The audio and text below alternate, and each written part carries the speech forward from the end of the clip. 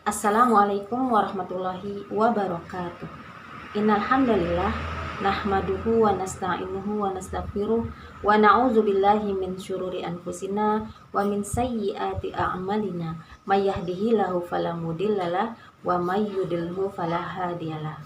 Asyhadu an la ilaha illallah wahdahu la syarikalah wa asyhadu anna Muhammadan abduhu wa rasuluhu la nabiyya ba'da. Alhamdulillah. Yang kami muliakan Ustadz Ahmad Rofi Syamsuri MA selaku mudir dan dosen retorika dakwah STIB di Al-Hikmah Jakarta, dan teman-teman yang dimuliakan Allah Subhanahu wa taala. Pada kesempatan kali ini saya akan presentasi dengan judul Ya Allah, bantu aku agar menjadi orang baik. Menjadi orang baik adalah harapan bagi setiap orang.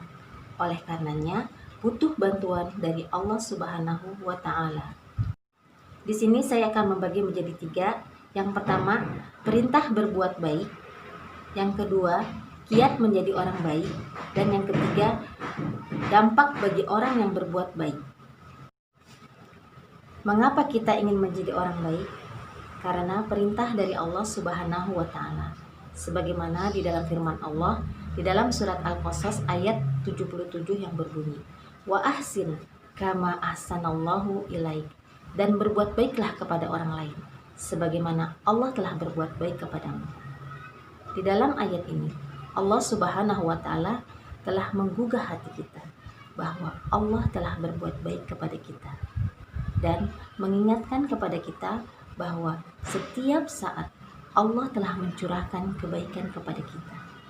Dari mulai kita bangun tidur, kita masih menghirup udara segar dan kekuatan untuk bangun, serta kemampuan mata ini untuk dapat melihat. Itulah kebaikan yang Allah berikan kepada kita. Alasannya sangat sederhana sekali. Kenapa kita berbuat baik kepada orang lain? Karena Allah telah berbuat baik kepada kita. Sebagaimana di dalam hadis Rasulullah Sallallahu Alaihi Wasallam dari Syaddad bin Aus, dari Rasulullah Sallallahu Alaihi Wasallam, beliau bersabda, sesungguhnya Allah telah memerintahkan berbuat baik kepada segala sesuatu. Hadis riwayat Muslim. Di dalam hadis ini, Allah Subhanahu wa taala memerintahkan kepada kita untuk berbuat baik kepada apapun dan siapapun, yaitu berbuat baik kepada binatang dengan cara memelihara dan memberinya makan. Berbuat baik kepada tanaman, yaitu dengan cara menyiramnya dan memeliharanya dan merawatnya dengan baik. Itulah kebaikan-kebaikan yang kita lakukan. Ketika kita sudah melakukan perbuatan-perbuatan baik, maka kita bukan saja sekedar menjadi orang baik, akan tetapi kita akan menjadi orang yang lebih baik. Sehingga kita akan menjadi orang yang profesional di dalam berbuat kebaikan. Kiat menjadi orang baik. Yang pertama yaitu niat. Dan yang kedua, orientasi akhirat. Niat yang saya maksud di sini adalah hadirkan niat untuk berbuat baik. Sebagaimana doa yang diajarkan oleh Rasulullah Sallallahu Alaihi Wasallam, waj'alil hayata ziyadatali fi kulli khair. Ya Allah, jadikanlah hidup ini untuk menambah setiap kebaikan. Jadi, hidup yang kita jalani ini adalah dalam rangka untuk berbuat baik. Contoh, sebagai seorang anak, kita ingin berbuat baik kepada orang tua. Kita ingin memberi hadiah kepada orang tua kita. Namun, kondisi kita saat itu sedang sulit dan tidak punya uang. Akan tetapi, ketika kita menghadirkan niat untuk berbuat baik, ingin memberikan hadiah kepada orang tua kita, maka insya Allah, Allah akan menunjuki jalannya. Sebagaimana di dalam firman Allah, walladzina jahadu fina lanahdiyannahum subulana. Dan orang-orang yang berjihad, orang-orang yang bersungguh-sungguh di jalan kami, sungguh kami akan tunjuki jalan-jalan kami. Artinya, ketika kita sudah menghadirkan niat, maka Allah yang akan menunjuki jalan-jalannya. Yang kedua, orientasi akhirat. Orientasikan kebaikan sampai ke akhirat. Artinya, kebaikan yang kita lakukan di dunia ini, kita berharap Allah akan menolong kita di akhirat. Contoh, Ketika ada teman kita yang mengalami kesulitan, maka ketika kita membantunya, kita berharap kepada Allah, Allah akan menolong kita di akhirat. Sebagaimana di dalam hadis Rasulullah SAW dari Abu Hurairah radhiyallahu an, dia berkata, Rasulullah SAW bersabda, "Man naffasa an mu'minin kurbatan min kurabid dunya, naffasallahu anhu kurbatan min kurabi yaumil kiamah."